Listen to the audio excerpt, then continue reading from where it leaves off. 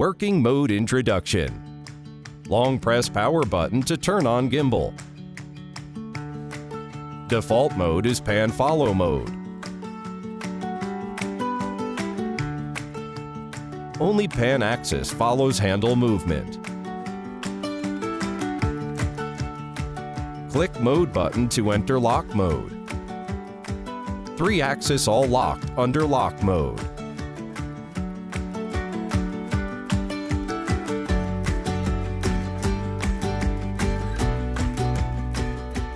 Double-click mode button to switch to pan and tilt follow mode. Roll axis keeps stable under pan and tilt follow mode. Triple-click mode button to enter all follow mode. 3 axes all follow handle movements.